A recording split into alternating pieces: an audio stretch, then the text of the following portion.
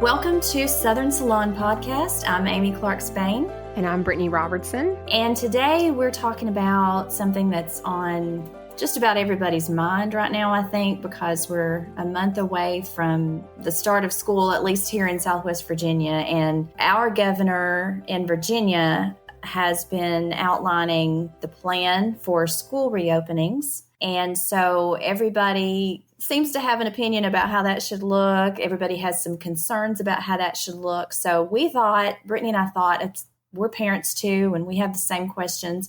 We thought it would be a really good opportunity to do a show about this. So we have some very special guests with us today that are going to help us in our discussion and answer some questions that we have. So Brittany, do you want to introduce our first guest? Yeah, absolutely. So we have Dr. Susan Johnson on with us today, and I can speak a million wonderful things about her, but I'll let her introduce herself in just a second. But Dr. Johnson was my children's pediatrician, and she has started her own practice doing in-home urgent care, which I cannot recommend that enough. But she is someone whose opinion I value and trust 100%. So I'm excited to let her weigh in and kind of give her opinion and her advice about this. So Susan, would you like to introduce yourself? Sure. So I'm Susan Johnson. I live just 15 minutes from the Virginia border in Tennessee, and I'm a pediatrician. I have children of my own, but they are grown now. One in school who had to do her own distance learning. And I have worked in a variety of settings. I've worked in private practice as a general pediatrician and also at Niswonger in the pediatric emergency room. I really appreciate Amy and Brittany, you having me. It's very humbling to speak with everyone today, but I'm super excited about it. Thank you, Susan. And I'm going to introduce Hope Cloud. Hope and I have been colleagues and good friends now for a little over 20 years. We have worked together in the Appalachian Writing Project, which serves teachers and students in Southwest Virginia. And Hope also teaches, in addition to secondary, she teaches as an adjunct professor for our college. So Hope, tell our listeners a little bit more about yourself. Well, thank you, Amy, so much. And Brittany, it really is an honor to join you all today on this podcast and to join Dr. Johnson. I'm excited to hear what you have to say. Like Amy said, I am a high school teacher. I just finished my 23rd year of teaching in March. That's a first. I've taught grades 7 through 12, and I stay pretty busy. Like Amy said, I adjunct there at UVA Wise, and I am also a single mother of 2 boys. I have a 14-year-old soon-to-be high school freshman and a 10-year-old who's going into the 5th grade. So we have experienced the social distancing and online learning firsthand here at the house from the teacher's point of view and the student's point of view too. So it's really good to join you all. Thank you for the invitation. We are excited to have both your points of view as an educator and as a doctor. And Dr. Johnson, I think we're going to start with you with this first question because I was talking with parents on Facebook this morning and this question came up. I have 2 middle schoolers and we've been at home since March like most everyone else. And for the most part, we haven't gone anywhere, not anywhere outside the region. And it occurs to me that, our immune systems are, I'm assuming, I don't know, you can correct me on this, maybe, I'm assuming our immune systems are weaker now because we've just all been home together. And one thing I'm concerned about is when we go back to school and it's flu season on top of the possibility of COVID-19, are we more susceptible now than ever? So that's a really great question. I think that we probably don't give our immune systems enough credit. They have incredible memory, and every day they come into contact with multiple foreigners. Even within a family, I've had an interesting experience recently with parents who have been close to home and no one's really been leaving the house, and still sometimes a child will run a fever and no other symptoms and everyone's quite surprised. But, kids still come into contact things outside in their environment. Birds fly over our heads, we play in the water, all those things. And so the immune system is constantly surveilling what's going on and fighting off infection. So I think being home, you don't have to worry that it's been slacking on its job. You may not have been exposed to things like COVID-19 because you've been socially distancing, but there still are lots of other contacts in your environment where your immune system is working very hard. And so I feel like you can feel confident that it has not had a lapse in its work. Good to know.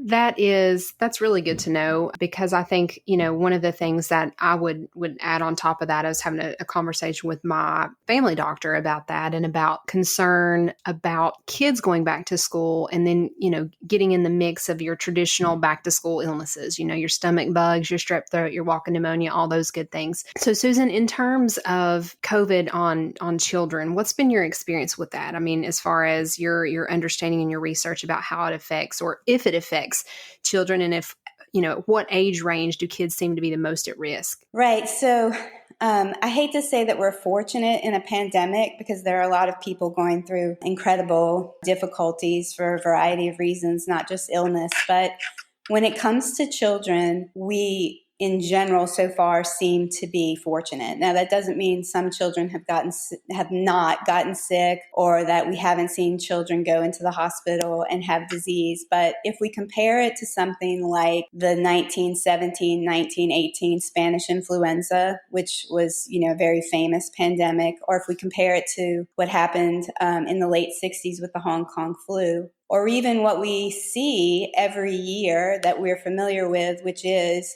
how influenza and RSV kind of bowl us over every winter with different strains. For some reason that we're still trying to discover, children seem less likely to get infection with COVID-19. And there's a bunch of theories as to why. But they also seem, when they actually do become infected, to have what people are calling asymptomatic cases, although it seems like only about 10% are truly asymptomatic. So I would breach it more in the way of saying less symptomatic. And they are less likely to cough and sneeze with this virus to a point where it's easy for them to spread it, which is different from what you would see with influenza and what you would see for RSV.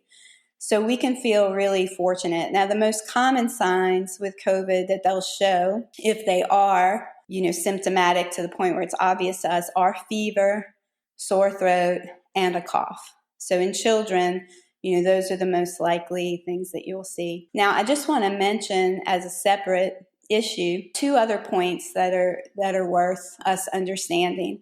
And once again, it's going to take us a while to tease out some of these whys and hows. But it also seems that unlike influenza and RSV and other diseases, most children are not the ones who are spreading the disease. So young children, middle school children, lower high school, if they are getting infected, they seem to get it not from their peers, but from their parents or their caregivers. So it's really unusual, or it appears to be really unusual from data in Europe, that a child will get an infection from a daycare, from school, come home, and be the contact point that then leads to the entire family getting sick. And then before the end, we don't have to cover it right now, but I would like to talk a little bit at some point about what they call the multi-inflammatory system inflammation in children, something similar to Kawasaki disease. So,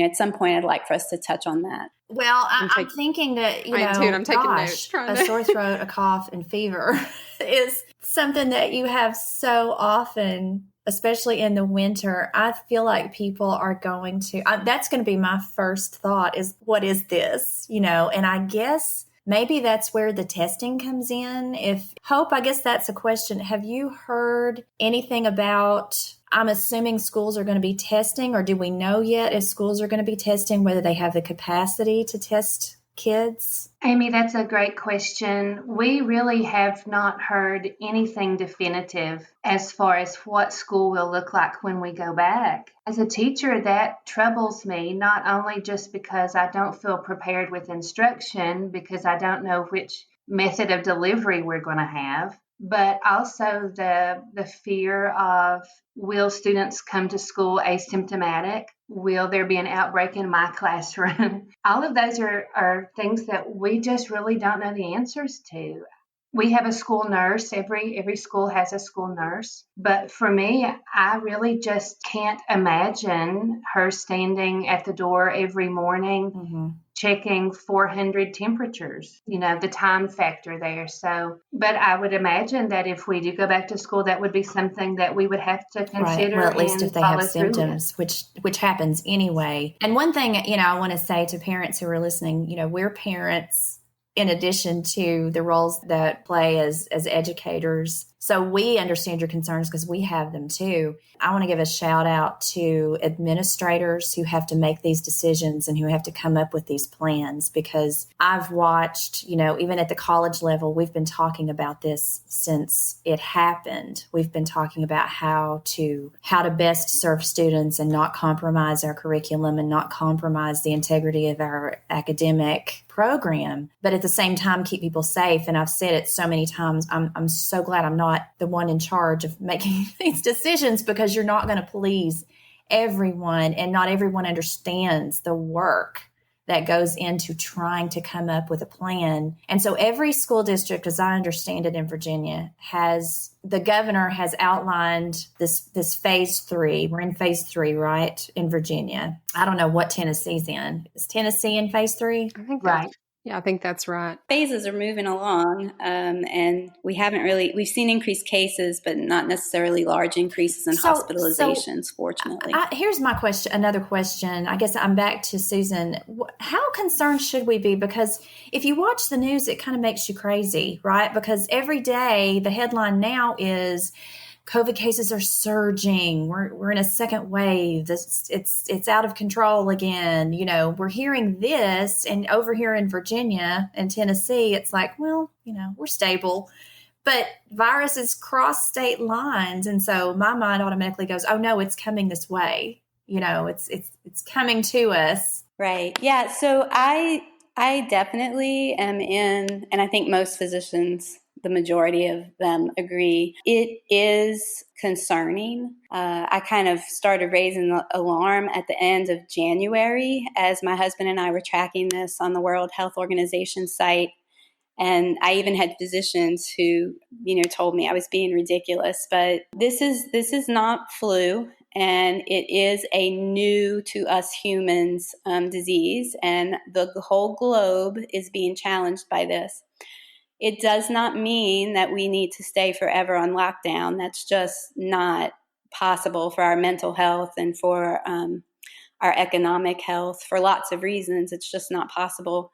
But it does not mean that you should ignore just basic common sense. And that basic common sense are going to translate into a difference in our lifestyle, which many of us have already adapted and started doing. And the few other things that we may need to do are not really as hard as everybody's making them out to be. I think it's just a habit, developing different habits. And it's not that I do it perfectly in our household. We've had to review and talk about this quite frequently. And I have adult children, so I understand the challenges of it. But, social distancing, getting an idea of what 6 feet of distance is, with little kids, being able to make airplane arms or draw things on the wall to show them, and patterns on the floor to give them an idea. Older kids may have an easier time with this. Good hand washing. I was reading an article in NPR about what the YMCA did, and I just want to make out a shout out to that organization, because they really stepped up to the plate for essential workers. And we're getting not scientific data from them, but other important data. And they came up with really creative ways to every half an hour make a mark on a child's hand and have them go to the sink and scrub that mark off. So they were washing their hands for the appropriate amount of time. And they were worried kids were going to resist, but they actually found it fun to try and get that mark off their hand. So they were using lots of incredible things, and they practiced a lot with masks and encouraging kids to be superheroes. So, we can use these common sense things to protect ourselves and really focus also on the vulnerable population and make sure that, we're using responsibility in protecting them. Easy, basic things. And we can think of ourselves as a team in the U.S. and try to bond together culturally and socially. We're not used to doing that. We tend to be real autonomous cowboys, like nobody's going to tell me what to do. But this time that we can be a team and we can do things for each other. The next question I have is both for Susan and Hope, and probably start with Susan and then Hope can respond. I know Hope was talking a lot about what the climate might look like in the schools going back in the fall, as far as what she would, imagine seeing from a school nurse perspective and, having students in her classroom. So I guess my first question, and then Hope can respond to this, is Susan, what would you envision for schools to do if they open back up in the fall? What would you envision for them to do or need to do to open up effectively as far as getting students back in the classroom? What can we do that's both effective and safe? Right. So school systems actually across the country are already coming up with some of these ideas. And countries like Denmark, the Netherlands, and France have started some of these ideas. So there's right now two thought processes. I will admit they are going to be challenges for parents. And they are going to be challenges for teachers. And I think that I know Hope was concerned about, we want to make sure that we're still keeping up with what children need to learn. But I think, in fact, we may need to rethink things like high stakes testing, perfect attendance, obviously, all these things we need to rethink. And maybe in the future it can lead to better things for us. But what they're thinking in some school districts is to go to school half the students on Mondays and Tuesdays. And if they get on the bus, an aide takes their temperature, or the parent gives a report, a brief screen of, we took their temperature, we don't have any symptoms. And then the aide makes sure kids are being socially distanced. Obviously, if they're dropped off at school, yes, one nurse cannot take all the temperatures for all the students. There would need to be aides trained and helped on how to do forehead temperatures as they come in. And they would need to have a mask and gloves, because to take that temperature on the forehead, you're still going to come in pretty close contact. And then you would let this 50% of these students into the building on Monday and Tuesday all day. The other half of those students potentially could distance learn on those days. Then deep cleaning on a Wednesday, and then those students would flip. So the 50 who went to school on Monday and Tuesday would stay home on Thursday and Friday and distance learn. And then those who did not go to school, or the other way around, I'm not saying that very clearly. And then Friday, after Friday, Saturday and Sunday would be days for deep cleaning the school. So that's one option that's happening in some schools. I think that's in Wisconsin. The other option are half days. So half the students go early in the morning to about midday and then head home. And then the other half go, for the other portion of the day, the later portion of the day, so that you limit the numbers. I will say there are some school systems that have just let all children return. That's, I think, what the Netherlands did. They just let all the children return. And so, hopefully we'll have some data from them. And I've heard both of those scenarios too. So my next question then would be to Hope, as far as what that would look like from an educator's standpoint. I'm sure you've probably heard those same rumors circulating too, Hope. What's your take on that? Right, Brittany, I have. Basically, one of the scenarios that I think Wise County may be looking at is something very similar to what Dr. Johnson just spoke about, was some students who would attend 2 days a week. The other students would attend 2 other days during the week, and then of course a day for cleaning. But that does present some issues for not only just teachers and the students with remote learning, but also for parents. And as a parent, I know that childcare is certainly an issue. I'm just very fortunate and thankful that I have the same schedule as my children. So the school closure has been a blessing that we have just been able to be together. But I know that there are thousands and thousands of parents who have had to juggle, going to work if they are an essential worker. What do I do with my children during this time? So I know that a hybrid schedule will certainly impact parents. Actually, we have just received an email this week with a sort of a survey of teachers and staff. If we were to go to a hybrid schedule, would we need childcare? And that was a possibility, for our own children to be in the building somewhere, but of course, still abiding by the social distancing of the 6 feet apart. When I think about the 6 feet apart in my own classroom, that is certainly different from what I've always been used to. Some of my classes are small, 15 or 16 students, but then my dual enrollment English 111 class is usually 30 students or 31 students. And so really, if it's 6 feet apart, I can get about 11 students in my classroom at one time. The concerns that I have as a teacher, it's really it's between the academic needs of my students and the delivery of instruction and how I can catch them up, because we all would have to just admit there will be a shortfall in what information, students have retained. But then alongside those academic concerns are the health concerns, and having students wear masks or me teach with a mask on. I'm sure that this new normal, we can all adjust. We're pretty resilient people, but I think that there's other issues with, the hybrid schedule of if a student comes to class on Mondays and Wednesdays, then that Tuesday, Thursday, if they are learning remotely, do they have internet access? A lot of that, we have dealt with that this semester. Students who had no internet, students whose phones were disconnected, students who were unreachable by email or Facebook.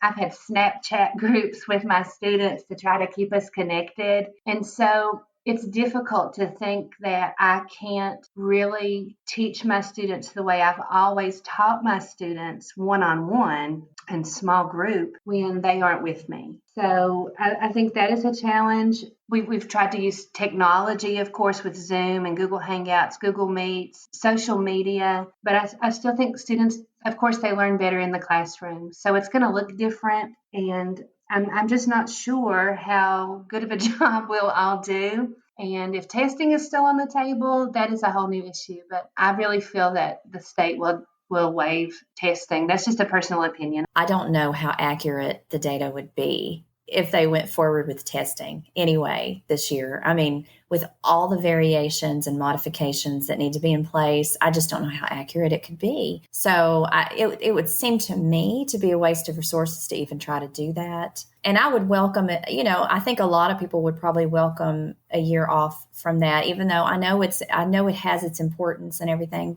And another thing is not having, necessarily, and this may be bad to say, I'm just going to say it. The attendance policy sometimes stresses me out because we travel quite a bit and we take our children with us. So we always get in attendance trouble, but we homeschool on the road. So, that will be one silver lining that I'll see, is if attendance is not such a big issue this year. I'm trying to look at the silver lining hope. I'm trying to look at, here's what the good aspects of it will be.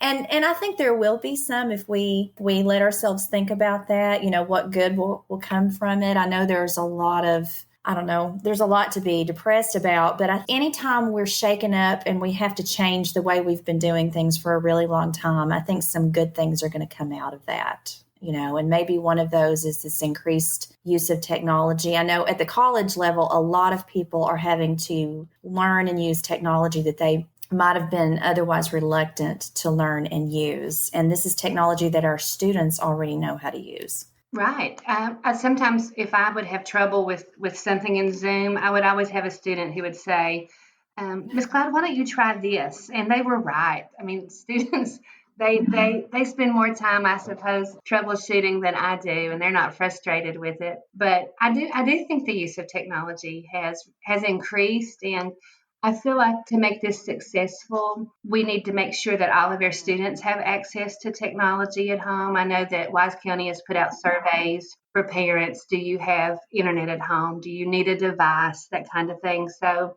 I'm hopeful that we're going to be able to accommodate students who don't have technology at home, that we can help with that, and, really make instruction accessible to all of our students. We have, students with disabilities. We need to make sure that we make those accommodations so that every child can learn and keep moving forward. We don't want to slip back any further. I was going to say, I agree with you about this can lead to positive change. Of course, if we all try to look at it that way, in medicine right now, one of the big concerns, and I think in education sometimes too, Hope would have to tell me, but social determinants of health, things like, do you have running water? Can you afford the medicines you have? Do you have internet access? Do you have a loving home? All kinds of things. Do you have somebody to care for you? So we screen for some of these things along with transportation and food. And I've always felt like education in the United States is really a social safety net for us,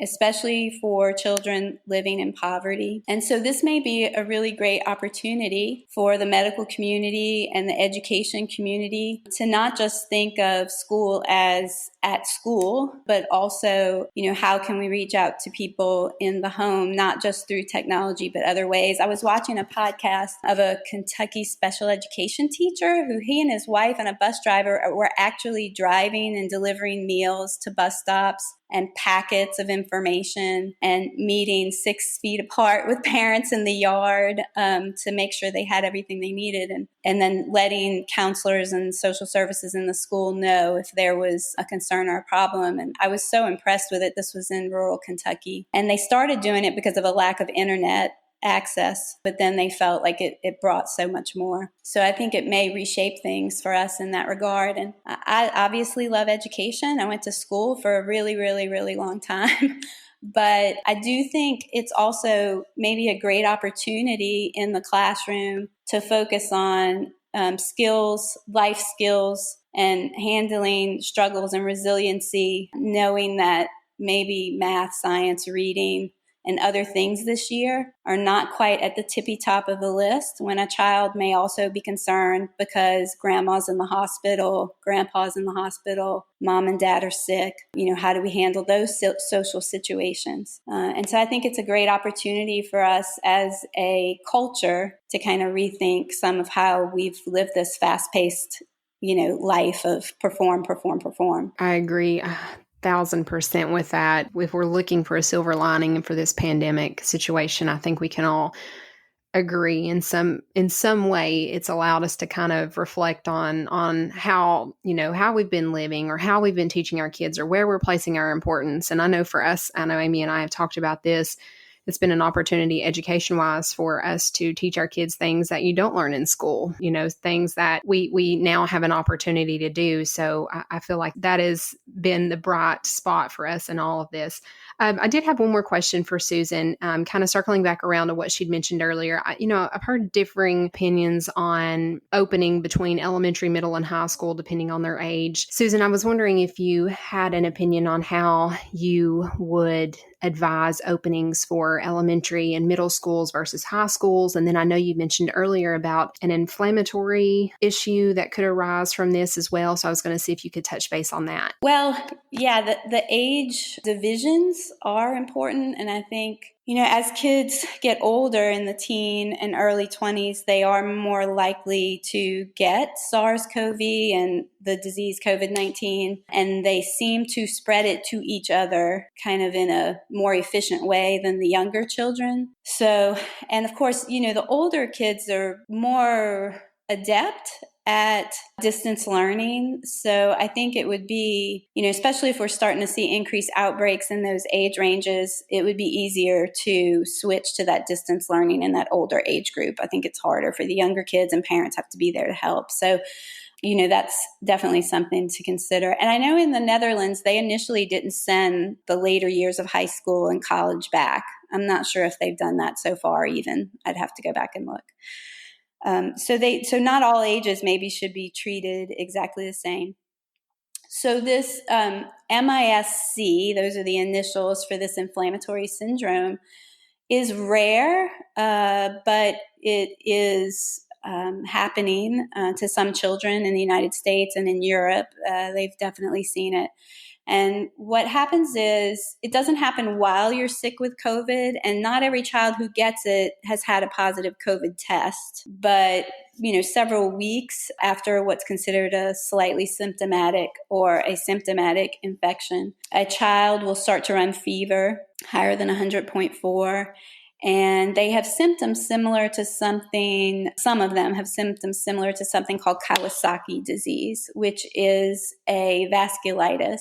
And it seems to affect multiple organs, the heart in particular, and the skin. Y'all may have heard of COVID toes. Some of this is seen this.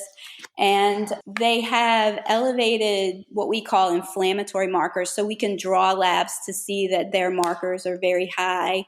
And some of them need support, like to breathe or IV fluid support. And their heart does seem to come under stress. And so they end up needing an echo and an EKG and sometimes even more invasive care to help their heart. And in addition to fever, it may show as dry, red, cracked lips, a red throat, a red tongue. There may be a swollen lymph node in the neck that's really larger than 2 centimeters. And the hands and feet may become swollen and tender. And some kids even get a rash that's kind of just diffuse over the body.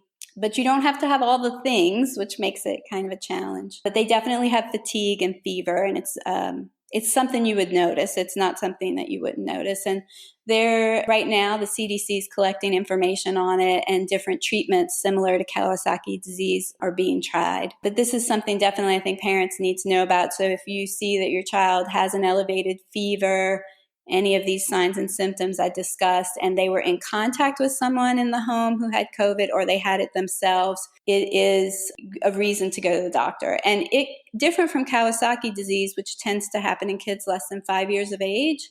This can happen less than 18 years of age. So, definitely they would need to notify their physician and see if they needed to seek urgent care. Urgent as in not the urgent care, but like urgent as you need to speedily get to the doctor or an ER. Well, I'm so glad you clarified that because I had read and heard some things about that, but I wasn't quite sure what that was. So back to something that you were saying, Susan, that was I agreed so wholeheartedly with it. This idea that schools and medicine can come together and in thinking about the social safety net for kids that represents. And also thinking about, how dedicated teachers and administrators and healthcare workers are to kids. And I'm wondering what thoughts Hope has about that as we look to this next school year. Well, I wholeheartedly agree too with Dr. Johnson because as a teacher, every day, of course, I am concerned with what my students learn, but I also know that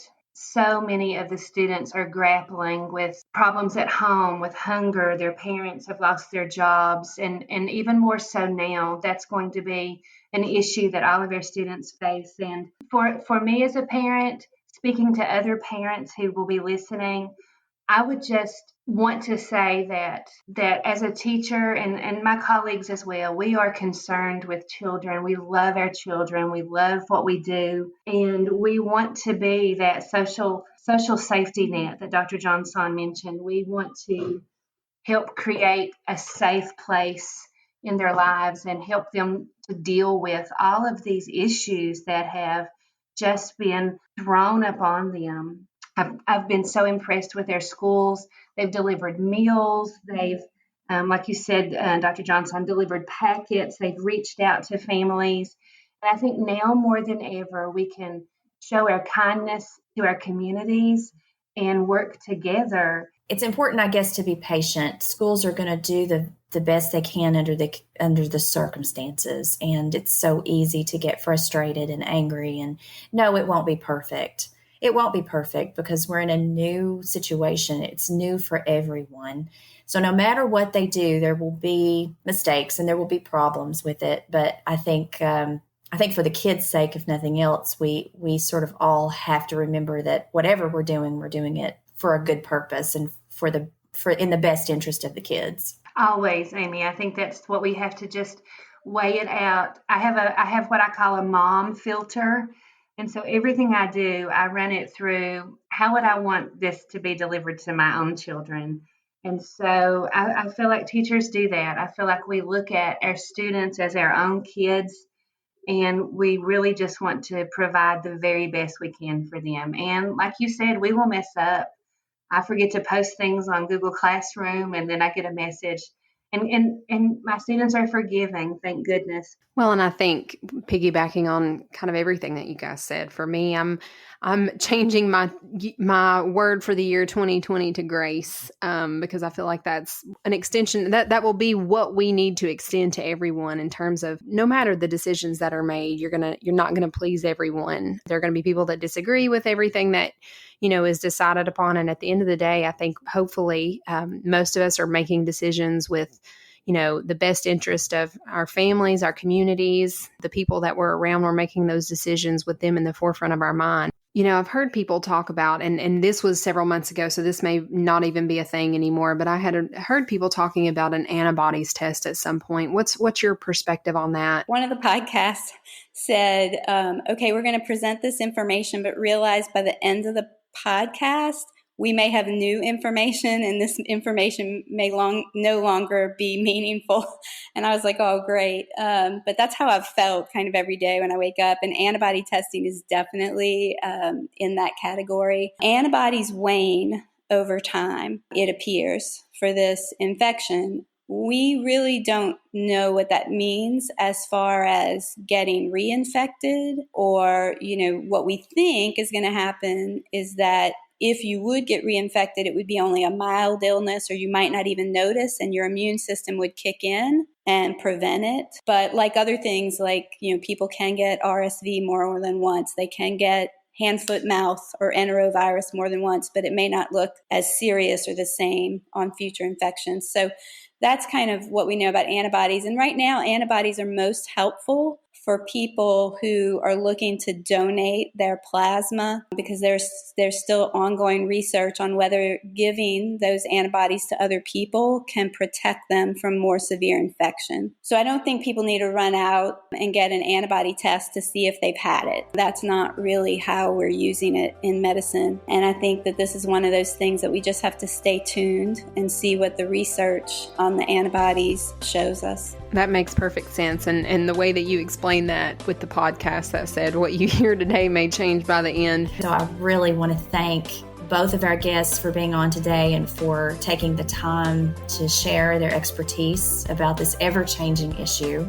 Yes, I appreciate it so much. And I feel like I go back to something that Susan said, as a reminder, we are all in this together. It's not going to turn out perfectly, no matter which way you swing it. But I think just understanding that we're a team and we're working together against this, we're going to adapt, make the changes we need to make to move forward.